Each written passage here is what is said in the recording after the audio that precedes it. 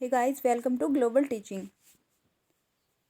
तो यहाँ पर यूपी बीएड फर्स्ट ईयर की डेली क्लासेस चल रही हैं। अगर आपने अभी तक चैनल को सब्सक्राइब नहीं किया है तो चैनल को सब्सक्राइब कर लीजिए एंड वीडियो को लाइक कर दीजिए।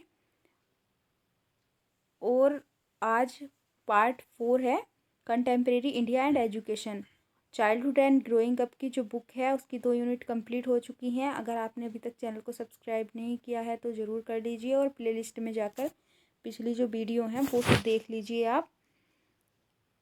तो आज हम टॉपिक के बारे में बात करेंगे, समाजवाद क्या होता है और इसके टाइप्स क्या हैं और कैरेक्टरिस्टिक क्या है।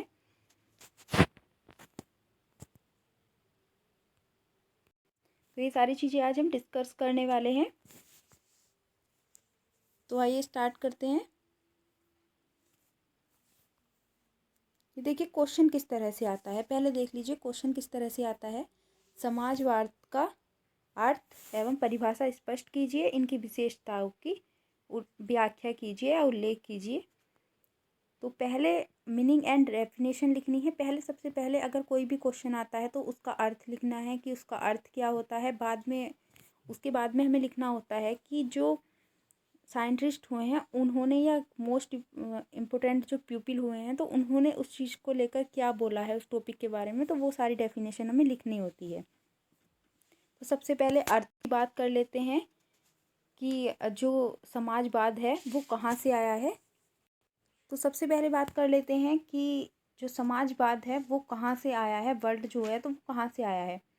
तो समाजवाद अंग्रेजी भाषा के सोशलिज्म शब्द का हिंदी पर्यायवाची है। इस शब्द की उत्पत्ति, और सबसे पहले हमें पता होना चाहिए, अगर यही टॉपिक नहीं कोई भी टॉपिक हो तो हमें पता चलना चाहिए कि उसका मीनिंग क्या है और जो उसकी उत्पत्ति है, जो वर्ड है उसकी उत्पत्ति कहाँ से हुई है। मतलब कोई सा भी टॉपिक है, अगर हम अदर टॉपिक की भी बात करें तो उसमें भी हमें पता होना चाहिए उसके अर्थ के बारे में। तो जो समाजवाद है तो इस शब्द की उत्पत्ति कहाँ से हुई है, सोशियस शब्द से हुई है जिसका अर्थ है समाज। तो ये चीज़ क्लियर हो गई होगी कि सोशियस शब्द से हुई है और उसका अर्थ है समाज। अतः समाजवाद का संबंध समाज और उसमें हुए परिवर्तन से है।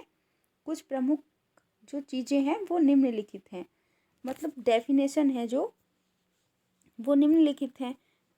ये साइंटिस्ट हुए थे तो इन्होंने अपने अपने अकॉर्डिंग 3-4 डेफिनेशंस ये जो दी हैं, तो वो आप 2 डेफिनेशंस याद कर लीजिए या जितनी ज़्यादा आप कर सकते हो उतनी कर लीजिए अपने अकॉर्डिंग। और बाकी आपको 2 डेफिनेशन तो याद होनी ही चाहिए जो मोस्ट इम्पोर्टेंट पीपल हैं उनके अकॉर्डिंग। तो इमाइल थे, तो इनका समाजवाद का अर्थ है, इन्होंने बोला था कि समाजवाद का अर्थ है श्रमिकों की ऐसी व्यवस्था जो पूंजीवादी संपत्ति को सामाजिक संपत्ति में परिवर्तन करने के उद्देश्य से राज्य सत्ता को प्राप्त करेगी। अगर आपको पीडीएफ चाहिए तो आप कमेंट बॉक्स में कमेंट करें। बाकी अगर आप वीडियो को से ही नोट्स बनाना चाहते हैं तो आप बना सकते हैं। सेकंड हुए थे मॉरिस डोग। तो इनके अनुसार समाजवाद की मूल विशेषता यह है कि इसमें संपत्ति वाले वर्ग की संपत्ति का अधिग्रहण कर एवं भूमि पूंजी का समाजीकरण करके उन वर्ग संबंधों को समाप्त कर दिया जाता है जो पूंजीवादी उत्पादन का आधार है। मतलब किसके लिए हुई थी, जो ये समाजवाद की स्थापना जो हुई थी तो वो समाज के कल्याण के लिए ही हुई थी। मेन मोटिव इसका यही था कि समाज के कल्याण के लिए ही समाजवाद की स्थापना हुई थी। तो ये जयप्रकाश नारायण और सेलर्स हैं, तो ये भी आप देख लीजिए इन्होंने क्या बोला था, तो आप देख लीजिए इसको। अगर वीडियो क्लियर नहीं दिख रही है तो आप क्वालिटी बढ़ा लीजिएगा। अभी देखिए टाइप्स फॉर्म्स ऑफ सोशलिज्म। तो इसके टाइप्स कौन कौन से थे। फर्स्ट था मार्क्सवाद समाजवाद, सेकंड समष्टिवाद या राज्य समाजवाद, थर्ड था श्रेणी समाजवाद और फोर्थ था श्रमिक संघवाद, फिफ्थ था फांसीवाद समाजवाद और सिक्स फेबियन समाजवाद और सेवन साम्यवाद और एट्थ अराजकतावाद। तो ये थे प्रकार जो समाजवाद के प्रकार थे। अब बात कर लेते हैं कैरेक्टरिस्टिक की। तो यहाँ पे विशेषताओं के बारे में ही पूछा गया था इस क्वेश्चन में। तो फर्स्ट तो यही है कि संपत्ति के साधनों पर सामूहिक स्वामित्व। तो इसके अनुसार क्या हो जाएगा, समाज के महत्वपूर्ण आवश्यक तत्व ये हैं कि सब बड़े उद्योगों और भूमि पर सार्वजनिक अथवा सामूहिक अधिकार होना चाहिए और निजी लाभों के लिए स्थान पर उसका संचालन सामान्य हित के लिए होना चाहिए। और आर्थिक नियोजन सेकंड है इकोनॉमिक प्लानिंग, तो ये आप लोग देख लीजिए। और भी नोट्स पहले प्रोवाइड किए हुए हैं, तो वो आप प्ले लिस्ट में जाकर ज़रूर देख लीजिए। थर्ड है प्रतियोगिता की समाप्ति, तो ये देख लीजिए समाजवाद में प्रतियोगिता का स्थान सहयोग ले लेता है और प्रतियोगिता समाप्त हो जाती है। प्रतियोगिता बड़े व्यापारियों द्वारा छोटे व्यापारियों मजदूरों का शोषण कराती है। देश की संपत्ति चंद पूंजीपतियों के पास एकत्र हो जाती है।